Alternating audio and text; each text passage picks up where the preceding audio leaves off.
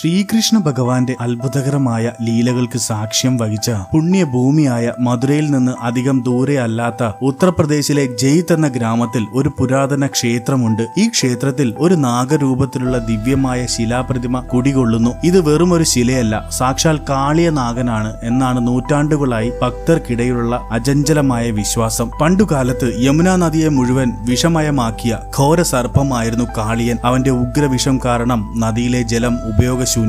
നദിക്കരയിലെ സസ്യങ്ങളും ജീവജാലങ്ങളും നശിച്ചു. കാളിയന്റെ ഭീകരതയിൽ ജനങ്ങൾ ദുരിതമനുഭവിച്ചു. അപ്പോൾ ലോകരക്ഷകനും ധർമ്മരക്ഷകനുമായ ഭഗവാൻ ശ്രീകൃഷ്ണൻ ഒരു തീരുമാനമെടുത്തു. ഭഗവാൻ ശ്രീകൃഷ്ണൻ യമുനാ നദിയിലേക്ക് ഇറങ്ങി കാളിയനാഗിന്റെ ശിരസിൽ നൃത്തമാടി. ഭഗവാന്റെ ദിവ്യശക്തിക്ക് മുന്നിൽ കാളിയൻ നിസ്സഹായനായി. യുദ്ധത്തിൽ കാളിയനാഗൻ പൂർണ്ണമായും പരാജയപ്പെട്ടു. തന്റെ തെറ്റുകൾ മനസ്സിലാക്കിയ കാളിയൻ ഭഗവാന്റെ കാൽക്കൽ വീണ് മാപ്പപേക്ഷിച്ചു. കാളിയന്റെ പശ്ചാത്താപത്തിൽ സംപ്രീതനായ ഭഗവാൻ ശ്രീകൃഷ്ണൻ അവനോട് ദയ കാണിച്ചു. ഭഗവാൻ കാളിയനോട് ഇങ്ങനെ പറഞ്ഞു: കാളിയ, നീ ഈ പുണ്യഭൂമിയിൽ നിന്ന് ദൂരെ എവിടെയെങ്കിലും പോയി വസിക്കുക. നിനക്ക് ഞാൻ ജീവൻ നൽകാം. എന്നാൽ ഒരു നിബന്ധനയുണ്ട്. നീ യാത്ര ചെയ്യുമ്പോൾ ഒരിക്കലും തിരിഞ്ഞു നോക്കരുത്. ഒരു നിമിഷം നീ തിരിഞ്ഞു നോക്കിയാൽ ആ നിമിഷം തന്നെ നീ ശിലയായി രൂപാന്തരപ്പെടും.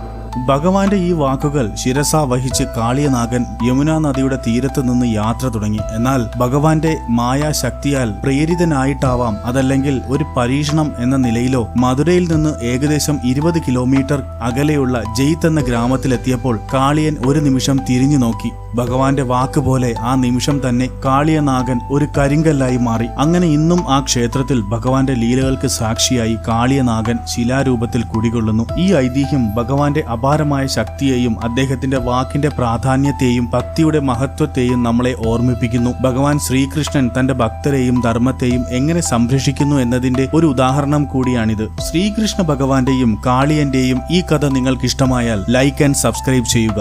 ജയ് ശ്രീ രാധാകൃഷ്ണ.